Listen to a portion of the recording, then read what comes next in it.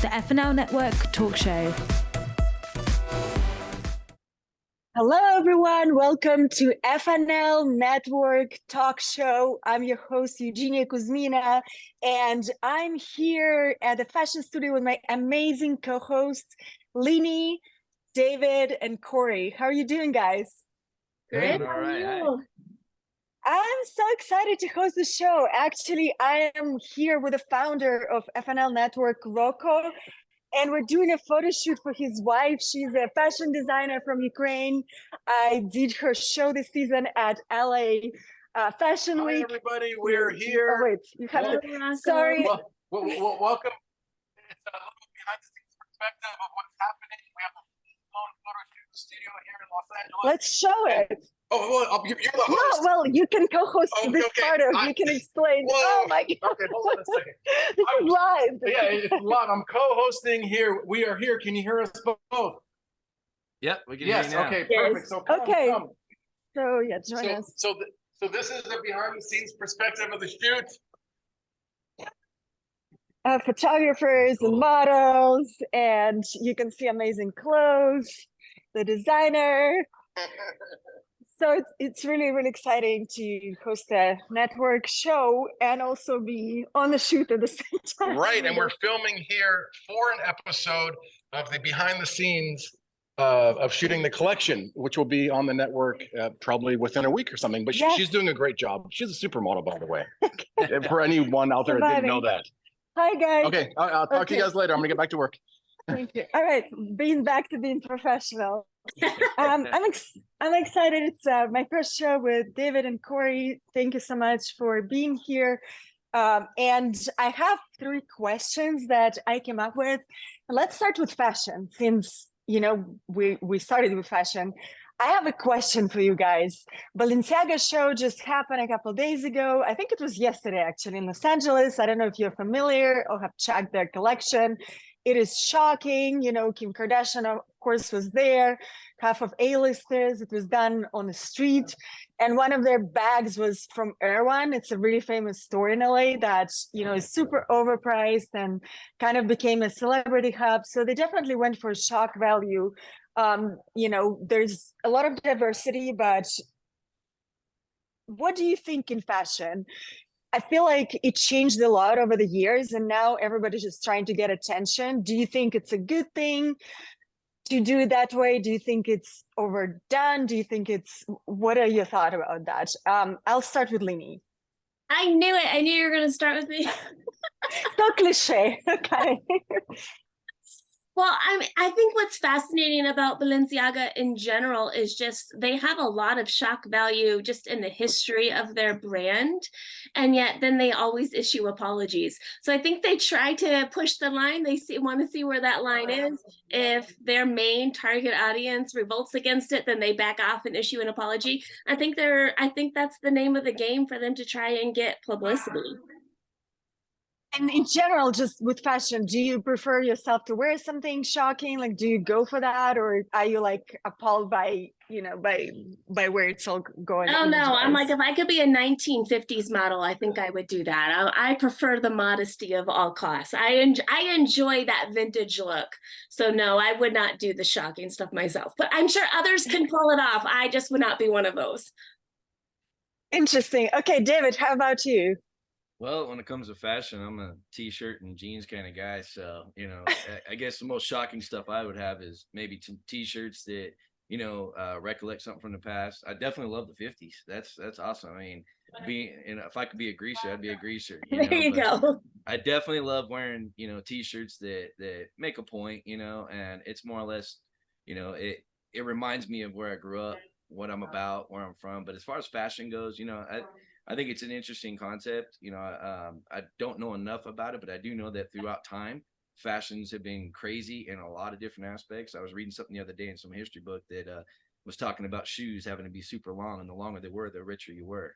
And wow. even the King of England had to make a law against it. Cory probably know more about that than I did, but he made a law. It had to be a certain amount of inches you can go before, it became illegal. So fashion in itself is probably something that definitely, I don't know if there's such thing as bad publicity, meaning it could be good. It gets people's attention, whether they like it or not. So it's an interesting concept, but I'm not really familiar too much of the different types of fashions out there. Okay, well, thank you. Where did you grow up, by the way? We grew up here in California, so, oh, nice. And we've, California in itself is the America is the mutts of the world, and California is the mutts of America, is what we always say. So, yeah, I feel like when I moved to California specifically, like everybody just wears one t-shirt and like workout clothes, and that's it. Like that, basically.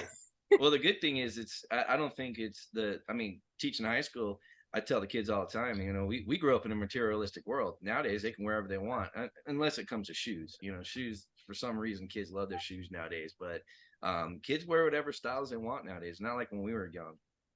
Yeah, it's so true. My kids are obsessed about like sneakers. There's something about collecting sneakers, which is like very relevant now.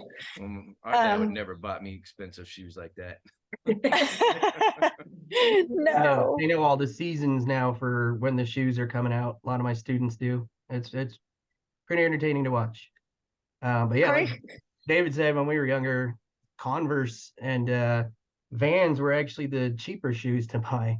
Now those are pretty popular. They've become expensive, but we got those or we got knockoffs when that's what we dealt with.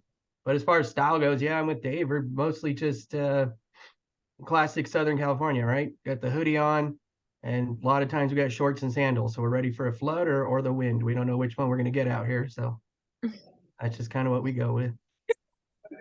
Thank you so much. Gear. I know. It's the survival gear. Shirts and sandals, you're good to go. Yeah. Well, it helps the environment, it helps the environment. I think there's so much recyclable things, and a lot of times we just save those poor kids who work in like third world countries and unregulated industry in some sense. So I think you guys are doing an amazing job in that sense. But for me, what I think about the trend is like, growing up in fashion, I've been in fashion since I was 13, and it changed so much. The designers really when I started, I worked with like Yves Saint Laurent and, Thierry Mugler, and I felt they really put so much into quality of clothes, like how they saw it in the fabrics. And then when LVMH bought different designers and fashion just became, there became a knockoffs like Forever 21 and H&M, everybody started doing different collections, and it started to become such a competition between designers, like who's gonna outdo somebody in the marketing. And it just came to the age of Instagram to like, okay, Kim Kardashian, let's hire Nicole Kidman to watch the show. And I think it looks ridiculous. They're not models, they are not skilled in that. It just, for me, it's very tacky and very fast kind of changing, seeking attention in the world that we live in. I hope at least my kids wouldn't be inspired by that. Just really fast turnaround, and reality stars just being famous for nothing and like not having skills. So I always appreciate designers who put a lot of thought in their process and like maybe creative, but not just strive on like me attention wise. Yeah, I guess all the fashion shows that I've seen, they had the weirdest they got outfits I'm like, I've never seen anybody walk on the streets with. So to me, I was like, who would wear that? That was always interesting to me too. I didn't understand that concept either. They would come out with some, I don't know. I can't even explain. I can't even begin to start with some of the stuff. Zoolander. Yeah, Zoolander. So, fashion in itself is it definitely is all over the place for me. When I see it. So I guess I'm not anywhere near being cool when it comes to fashion anymore. I guess I'm getting old. Maybe you're the new cool, which is like anti anti-fashion. I'm usually rolling around in my leather vest and my Harley stuff. I don't even know any better. I got too many black t-shirts now from every store I've ever been to. Yeah. Anti-establishment right there. Right. That's I'm a cool. greaser. There you go. You really are in the 1950s. I love it. Okay, guys. So maybe I'll go then to the second question. And it's a question I was coming up with wanted to come up with interesting questions, not just like ask about the weather. And I was talking to my friend who's a makeup artist and is dating. By the way, are you guys single? Are you married? Are you dating? Or no status? I'm married. Married. Everybody's married. Oh my God. Okay, so let's just talk about dating, because talking about dating while you're married is the best question ever. But my friend lives in LA and Los Angeles. It's a really, really flaky place. Plus, there's all these apps, and all of my friends were like single or dating. They just described the nightmare of going through these apps and like catfishing, and people being flaky and wanting one thing and lying about things and stalking people. So he told me something that there's basically a couple of restaurants in New York. What they did, they created ChatGPT and created a fake profile on all these, accounts, because you can create AI images as somebody, right? And they started inviting single people to go to the restaurant in New York that they needed more business. And then they will find out that the person is there and will unfollow the person. And what the person does usually is like, okay, I'm here, and I'll rather have a meal and like a drink. And that's how they were like marketing and making a lot of money. What is your thought? I mean, just in general, maybe with friends, I'm on Riot just for friendship, just for network. And it's, don't ask me how I got there. It's like an app for actors, and everybody's for friends there, but who knows what they really are for. But I lost the bet. But I'm just curious, like, how do you connect to people these days, I guess, like choose your friends, or what is your opinion on like all these apps and ChatGPTs, AIs, and like dating in modern time? Like, or maybe your friends have some stories. I'll start with you, David, since everybody's married anyway. Man, well, I thank God every day I'm not having to be in the dating scene anymore. That's difficult. It's funny talking about the catfishing. I laugh all the time. I get these messages on Facebook a lot, and they're like, "Hi, how are you doing?" And then I'm like, do I know this person? And I'll start texting. It's almost as if they're scripted. And it gets to the point now, so I play along with it just to see it, like, okay, what are they trying to do? What are they trying to do here? And it always came down to, hey, do you have a WhatsApp app? And I'm like, I'm or WhatsApp, and I'm like, why would I need that? We're talking right now. I mean, what, they always come from New York.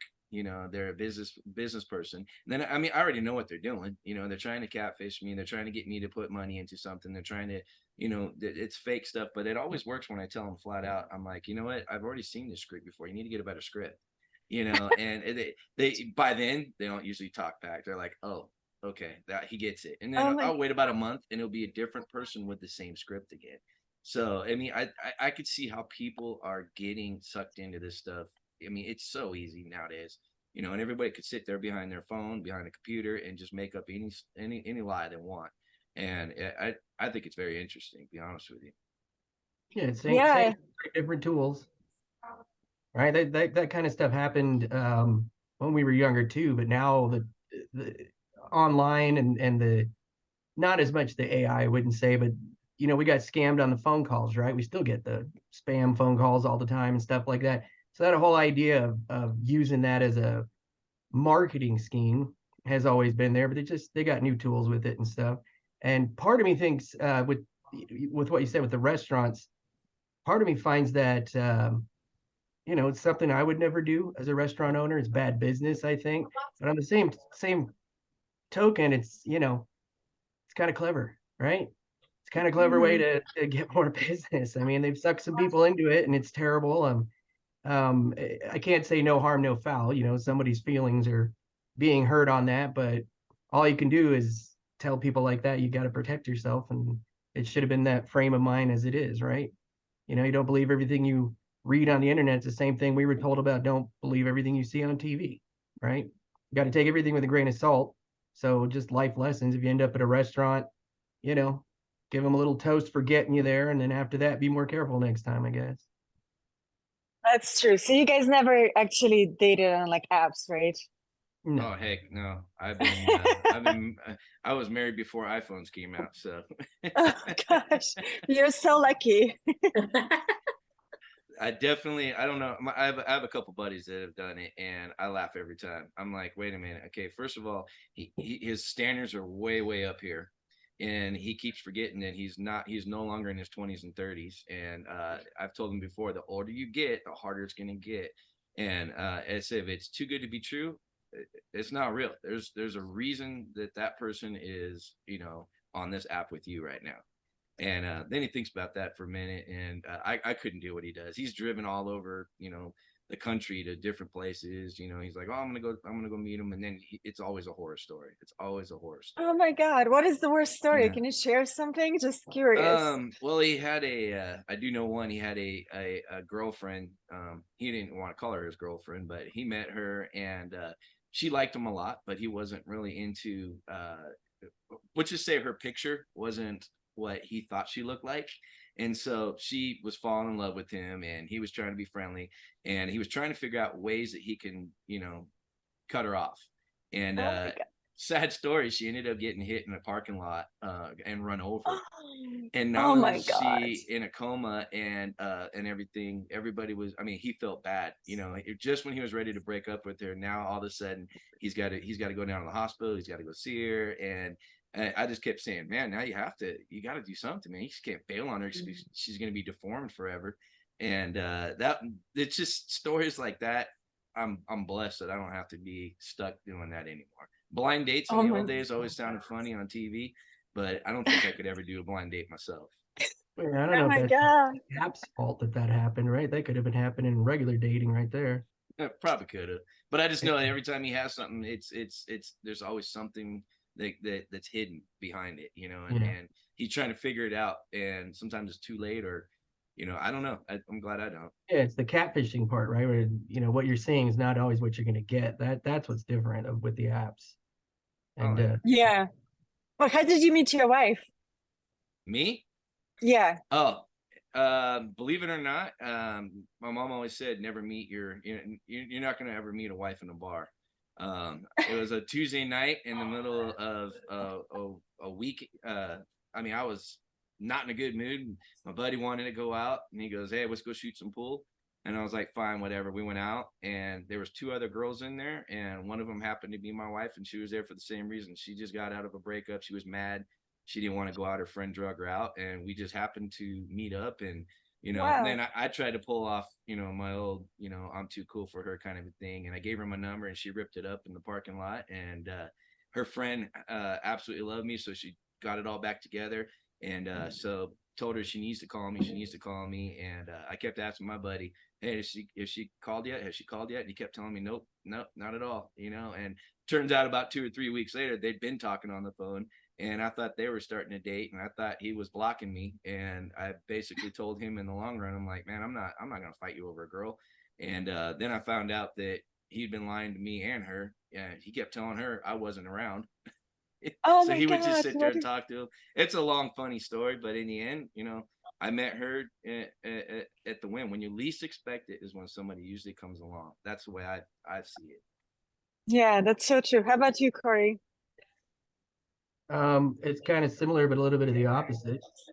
I was actually the one lying to my friends about being with her already, and it wasn't true yet. So I had to back them off somehow. So I was like, oh yeah, that's that girl I've been talking to. They're like, oh man. So that helped. We kind of met at a haunted house, but we met because my wife is David's wife's sister, actually. Oh gosh. Now it sounds like we're from Alabama. You got to explain that one.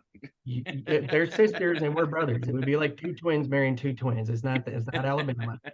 No relation. Wow. Oh my God. Then your kids are actually like biological siblings of each other then, right? They're cousins, related. But pretty close. This is amazing. Linni, how about you? Well, can we go back to the restaurant thing? Because I was so fascinated by the article that you sent talking about AI, the catfishing, the fact that these restaurants got caught as a catfisher, the fact that these women went to the restaurant. Like, I have so many questions. Like, why would you order a big fancy meal before somebody else showed up at the end of the table? Like, wouldn't you think you were like, I'll order a glass of water while I'm waiting for my date to come? So the article that you sent was talking about these women being stuck with these massive bills and no one else is there on the other end of the table. And then they have to pay for this massive bill of like, how much food were you ordering before the other person was even coming? So that's one question I have. My other question is, aren't there any like red flags prior? Like, aren't people talking on the phone like, okay, you meet on the app, then you chat a little bit, then you call each other on the phone, right? Like that's what I thought logically happens. You call each other, then you have some multiple conversations. You might even FaceTime each other. Then you meet at a restaurant.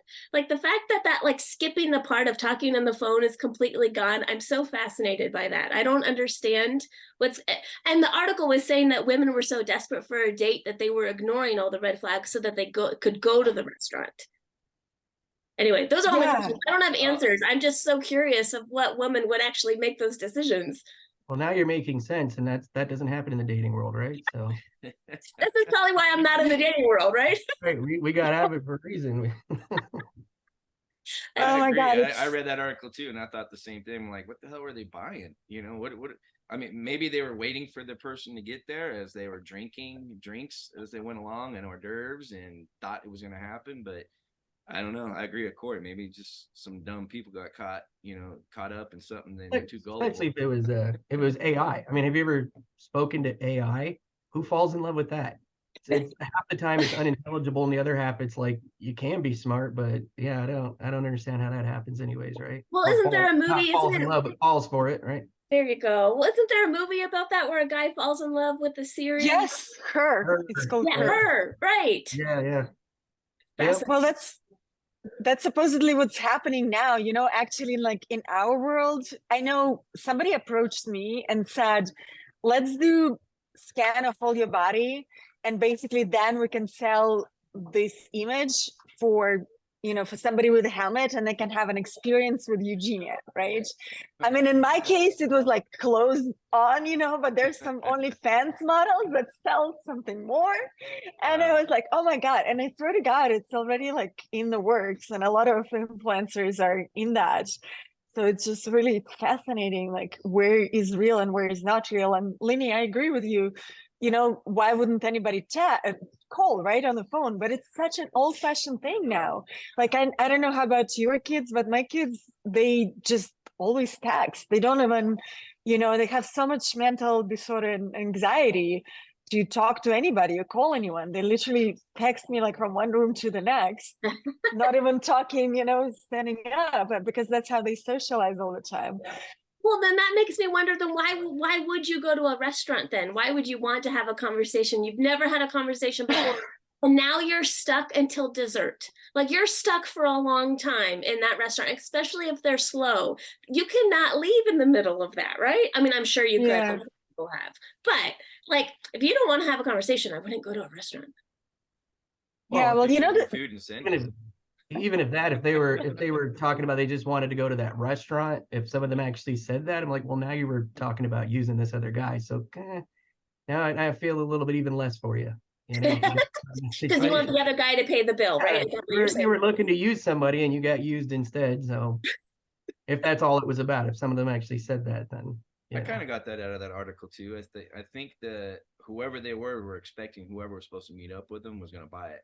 Now, like you said earlier, or asked earlier, I mean, how the heck did they get roped into that? Some people out here would just get up and walk out, and not pay their fee, but did they pay for something before they got there? I mean, I think there's a lot more to that article that was being held from us. So I want to know more. It made more answers. There are more questions than answers, what it was. Yes, I want to know more. It's so fascinating.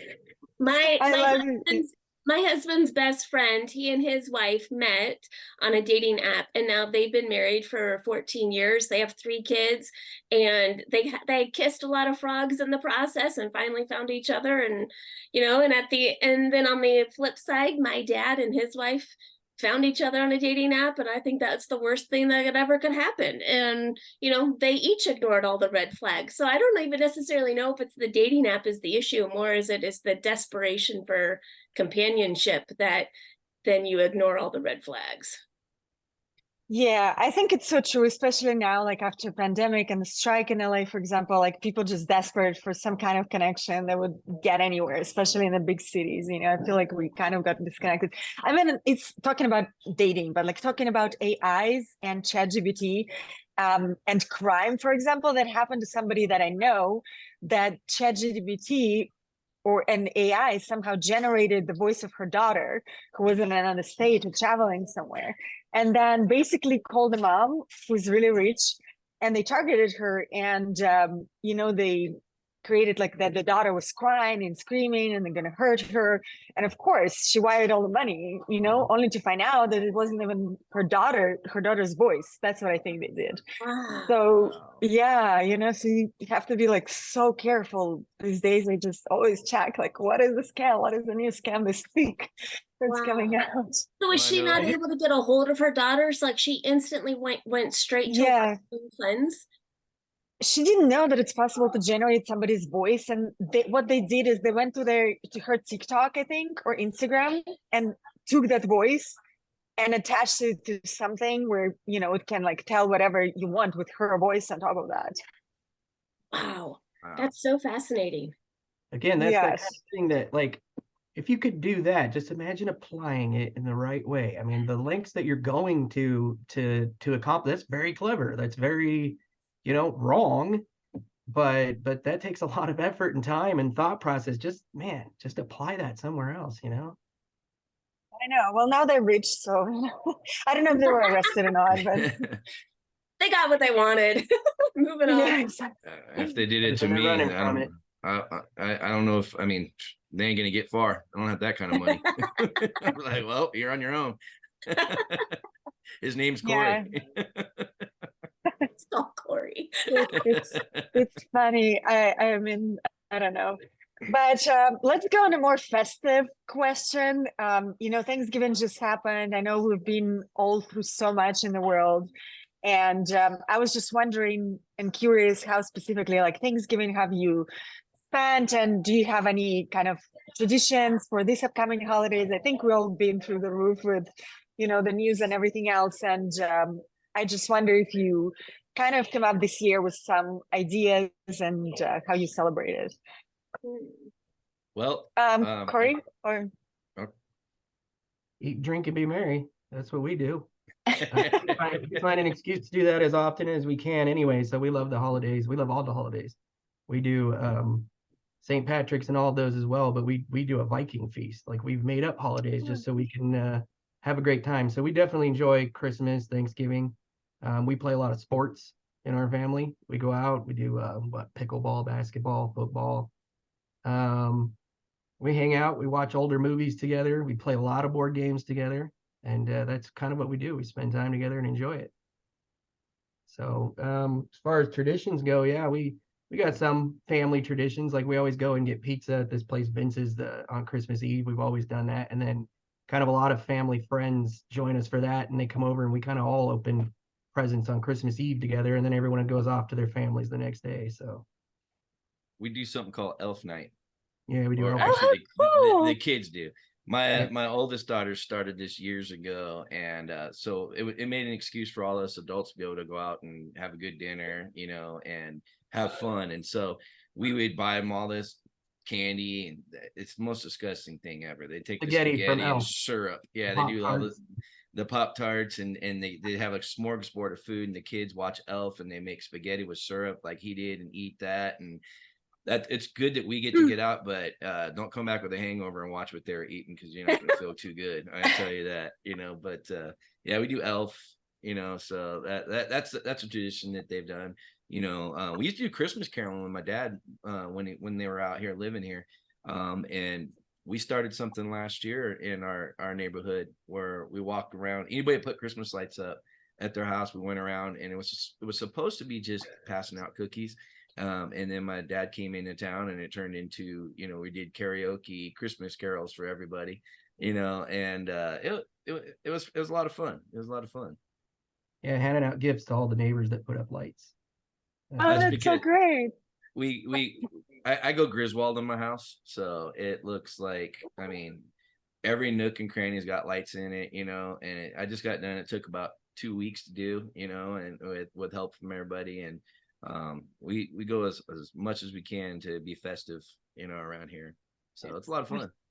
Inside and outside your house, like every nook and cranny, inside and outside, is covered in lights. Pretty much. Wow. I think I see the Christmas tree behind you. Yeah. that's just my background, but that's pretty much what our house looks like right now inside. And if you went outside, I could post something on to show everybody later on, but yeah, we go big time on it. It's the main reason I do it though is when I was younger, my sister and I had my parents always took us down the block to this house that we saw, and it was always lit up. And there was an old man and his wife there. Sometimes he'd be dressed like Santa Claus outside, and we just loved looking at his house. It was like the highlight of our Christmas for us. And there came a year when I brought now I had been married to my wife now, and I drove her by there one year. She got to see it. The next year we drove by and it was dark.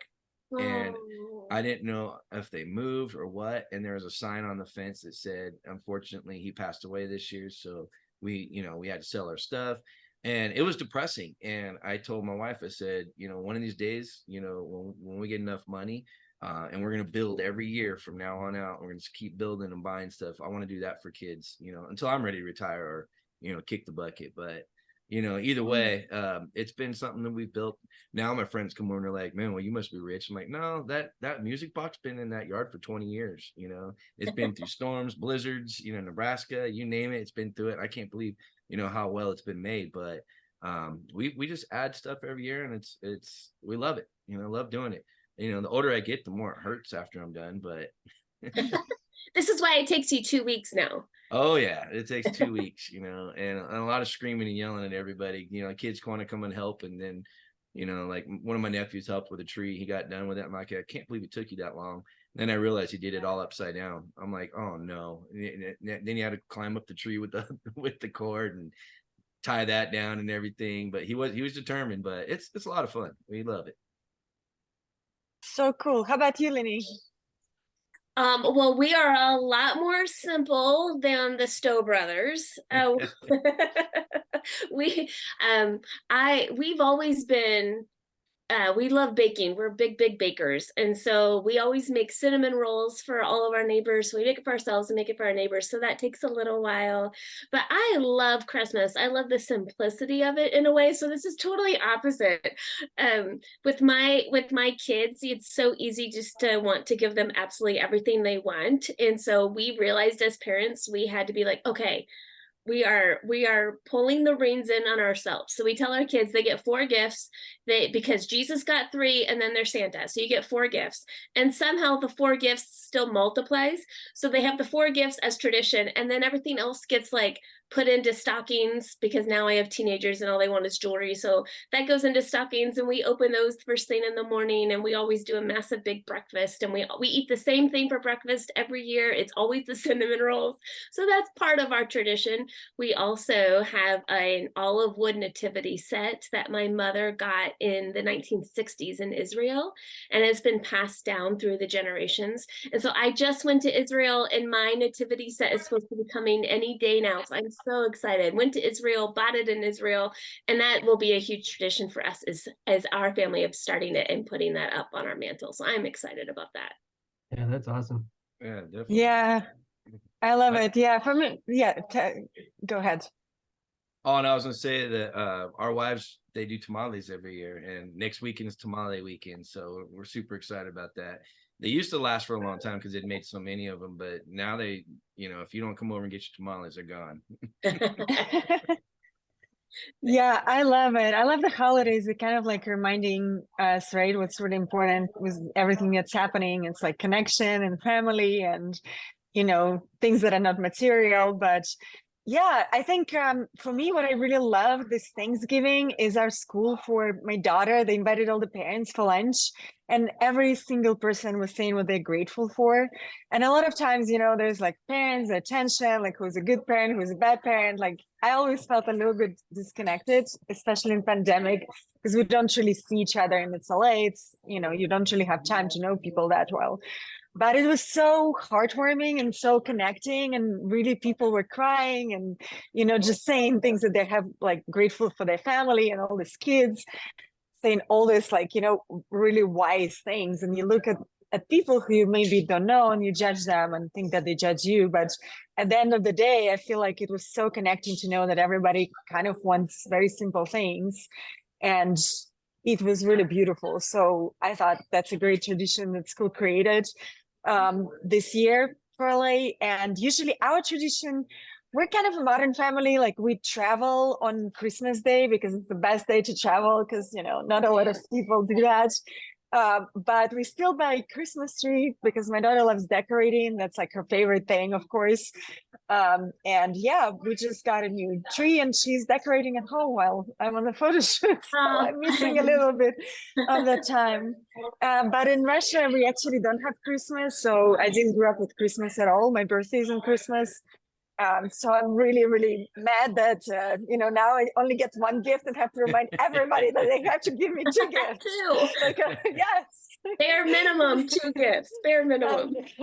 I'm joking, guys, but usually, yeah, looking No, forward to. I was going to say, no, you're not. I wouldn't be joking. I would say 2 gifts.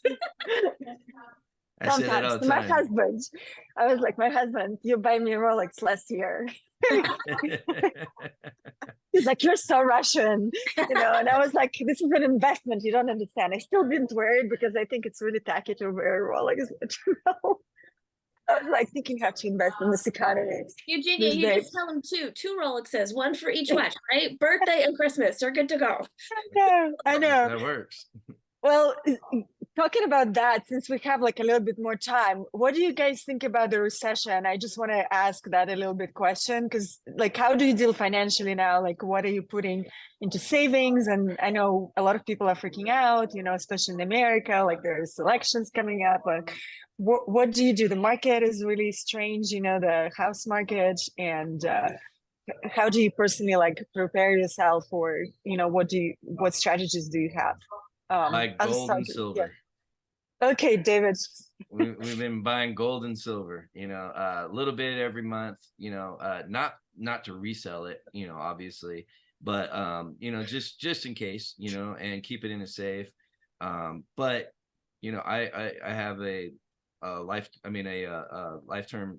insurance policy. Just there's a lot of things. I have 7-8 years and I get to retire. Well, I'm hoping I can retire. So you know, it's definitely something we're thinking about. The recession is a scary thing because, you know, even though I'm thinking 10 years down the road, you know, what's going to be with the money? What's going to happen? You know, am I still going to be able to buy what I want? Is gas? I mean, remember a couple of years ago, my brother-in-law and I were joking about, you know, hey, you know what, if they keep gas up at $4 a gallon, we're going to be excited when we get back to $3 a gallon, you know, which was crazy 20 years ago, you know, right. And now it's $5 a gallon. And the other day he called me up super excited because there was a gas station out in Mojave that was doing a new store and they offered him $3.99 a gallon. He called me up and he goes, can you believe I'm actually calling you up excited about $3.99 a gallon? You know? My God. So the recession is definitely scary. Okay. How about you, Linni? What's your strategy? Well, I am not the one to talk about finances by any stretch of the imagination here. Not. That is, I really enjoy Stephen Graham or Graham Stephan on YouTube. I don't know if you guys watch him. He is the most cocky person I think I've ever met, but I absolutely love his financial advice. So the irony of ironies is that a 40-year-old is following the financial advice of some dude who's like in his 20s, but we've actually followed his investments and they've worked out for us. So so he's really big on index funds. So we've been doing index funds, which is just you actually are buying a portion of the entire stock market versus just one individual stock. So we started that in March of 2020, which was probably the best time to buy into the stock market. And so I don't know, I think I am much more of a, you know what, everything's going to work out the way it works out. And there's only so much you can control. And I run my own company, and out of that, it's just making sure that you have contracts in place that are recession proof in a way that your contracts have inflation rates built into the contract. So that's like the business side of that. I understand business. I don't necessarily always understand the dollars and cents, but I'll follow someone smarter than me and just do what they say to do.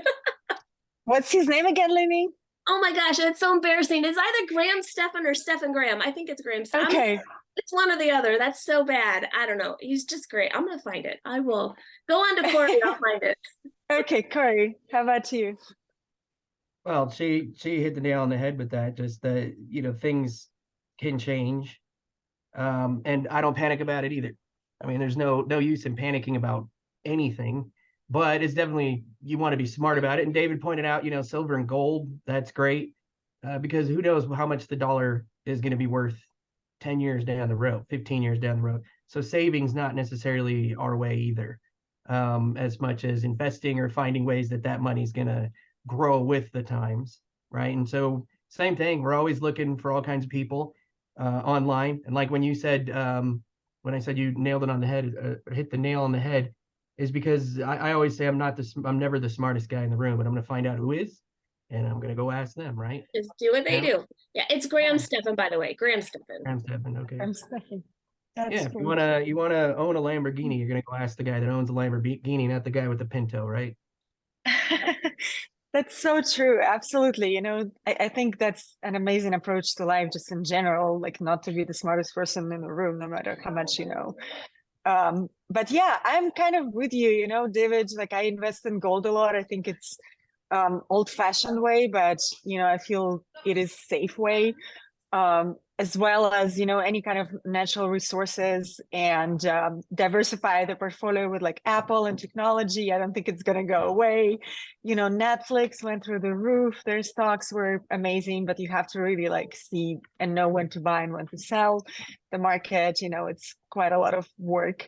And on the side, yeah, I'm just thinking, for me, probably real estate is a good investment now, to buy a house, maybe make it into Airbnb, because I always look at like all the businesses where I'm coming from, which is like fashion and entertainment.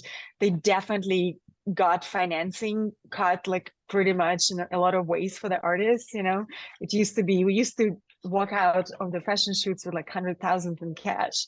And now it's like, oh, you can pay for the cover of Vogue yourself. It's a very different model, because there's so many influencers. There's definitely not a lot of money just like as a job. So I always look to passive income, obviously not 9 to 5 jobs, but I have tons of different hustles that I'm doing throughout. And I'm really grateful that my kids, I don't know if you guys teach your kids anything about finances, because for me, like personally, growing up in post-Soviet Russia, where everybody was a worker and living from salary to salary, nobody educated me. And I was a 15-year-old making $500,000 with like not knowing and throwing money at people and Prada bags and like all these kind of things. And I'm just grateful that my kids are really educated, in that sense. My husband is a business person, so he grew up in New York, and like we invest in art as well. I mean, art is a very small, you have to really educate yourself on that, but it's a good kind of solid investment that wouldn't go away as well. So you yeah, buy some of my paintings. So curious, what are some of the things you've been teaching Eugenia? What have you been teaching your kids about business and finances? Like, what are some of the kid-friendly ways in which? Well, they invested, they know like the investments, and my husband taught them about the market, and they all have like invested a little bit money, you just give them a little bit so they can learn by doing something, in like Apple as well, and whatever tech that they're using, basically. I'm like, okay, well, this is the future, so invest into that. And they just know the value, they know that like work, it does cost money, and they, like my daughter, I ask her to, if she wants to model, and she's like, no, this is like a terrible job, and instead she's like, I'm gonna be a dog walker. So she put like in our neighborhood and wanted to do that, and then she like wanted to sell lemonade, and I'm like, oh my god, it's America, thank god it's not Russia. Like at 10 you already are entrepreneur, right? So, right. Well, yeah. The only thing I knew about the stock market when I was a teenager was that my dad said, invest your babysitting money in the stock market. And so the internet was just starting. I opened up my own like TD Waterhouse account. I put $1,000 of babysitting money that took me a year to get, and I put it in the stock market. And when I got married, I had $25,000, and we used that to pay for how we moved out to California and our wedding and our honeymoon. So, but that's the extent, like that was the extent of my dad going, hey, open up an account, put your money in. I'm like, okay. And I just picked a random account that made money. Like there was no training beyond, hey, this is the stock market and this is a good investment. But there was nothing else beyond that. It just happened to work out for us in that moment. But there's nothing else. Yeah.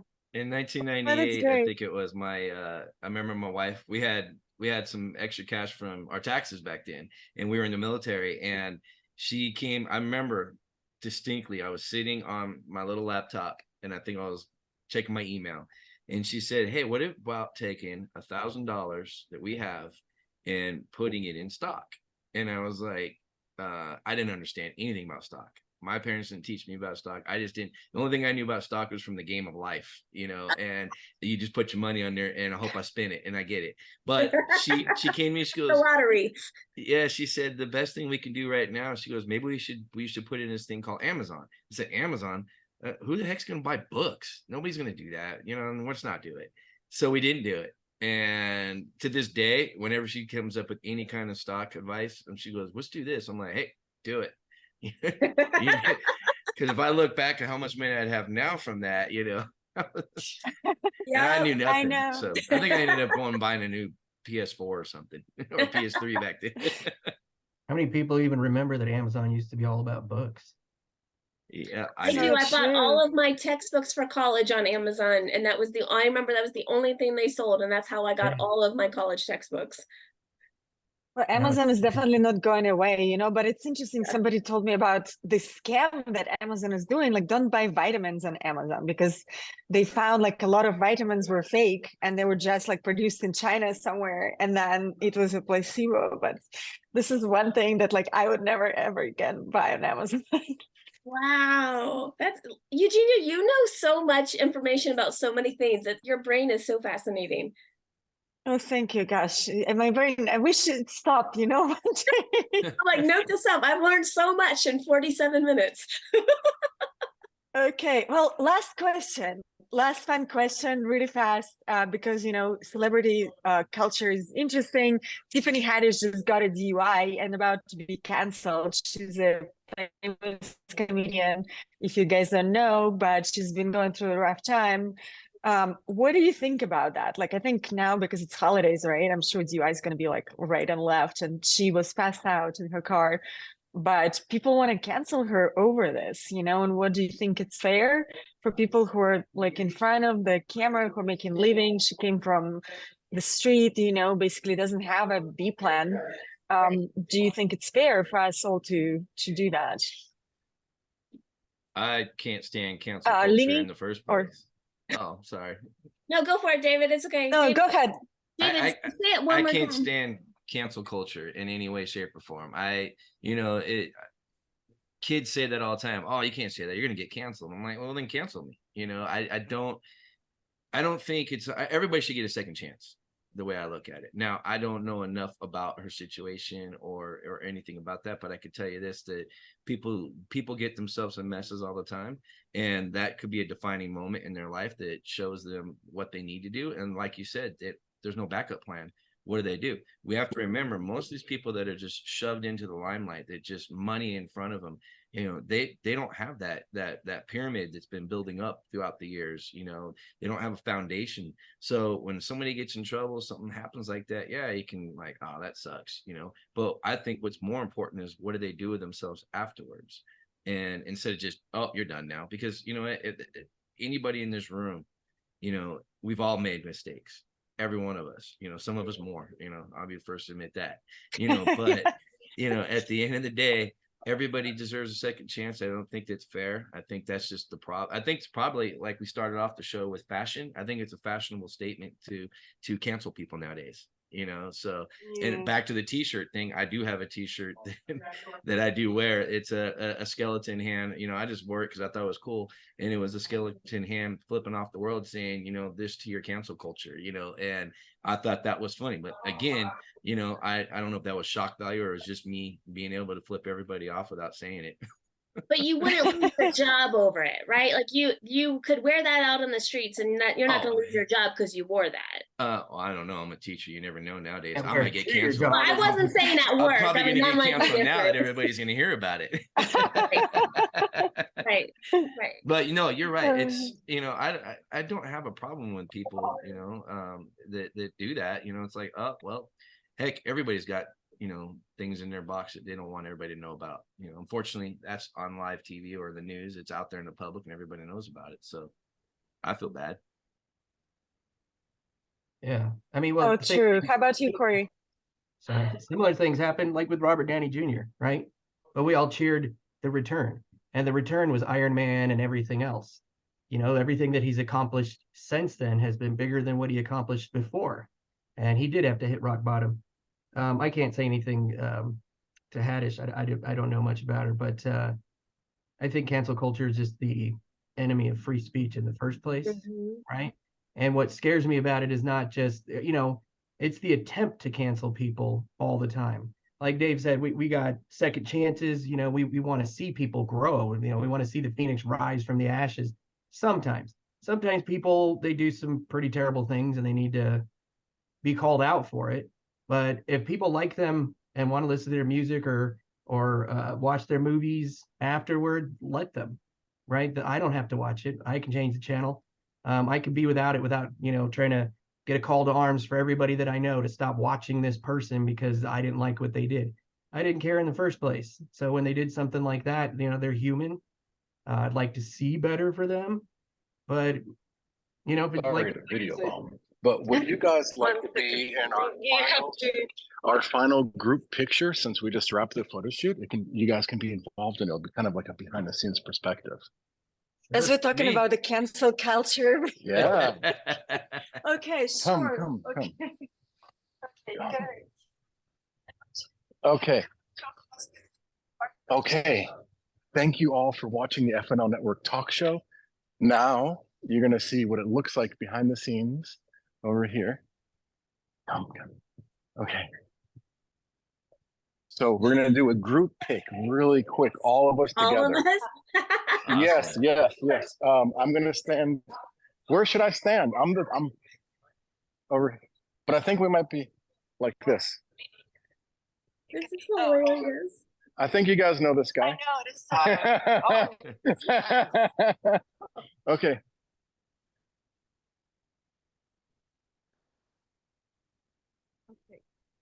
Okay. You guys bear with us. This is hilarious.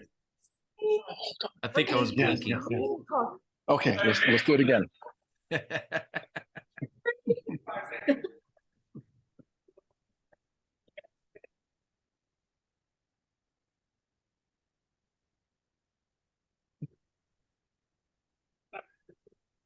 Should we do another? Do you guys feel good about that? We were behind somebody's head. The only time in my life I'll ever be in the last row for a picture. One more time. Okay, let's see. Let's see. Was that better, or should we do another one for safety? That Is that good? You can see how it is to work with Broker. Perfectionist. That is hilarious. Yeah, well, hey, thank you guys for watching the show. Sorry that I video bombed it a couple times. Oh, do you want to see the picture? Why don't we look on the computer monitor and make sure that everyone is happy with their image? Hold on 1 second. These are not good. Hold on 1 second. We can't see it. Wait. Hold on. Oh. It's not good. Oh, my eyes were shut. I can see it. Okay, you can wrap up the show and then we'll do another one normally. All right, thank you guys for watching. Okay, you want to wrap up and then come? Okay, yes. Oh, that's well, did I ask everybody? Do you guys have anything else to add to the like cancel culture? Because I think we got it like off the topic, right? I love Tiffany Haddish. I think she's amazing. She has been through so much. Her life has made her funny. And the fact that she has been able to, as Cory says, like the phoenix rising from the ashes, that truly is Tiffany Haddish. That is her story. And so I think for somebody to still be drinking a lot of alcohol to the point that there's a DUI that she's passed out just shows that she's still under a lot of pain. She still has a lot to experience. And I would love to see her just overcome this in a way that's just, she needs a better PR system is what it seems like. A better PR for her. But I love her. I think she's great. That's so true, Linni. You know, I did a couple of shows with her and she couldn't be the nicest person to everybody. Like even people she doesn't know, like she would share. And, you know, I really hope that she comes back and doesn't go away, let's so to say, and just gets rid of the pain somehow. Yeah. Has a solution for that. Well, thank you guys so much. This was another episode of FNL Network Talk Show. Thank you for allowing me to host with amazing co-hosts, David, Linni, and Cory. It was really fun. Learned a lot about you guys, and fun to know how you celebrate holidays and talking about dating while married. Okay. Okay, so this is it. Thank you, and join us next week. Awesome. Thank you guys. Bye.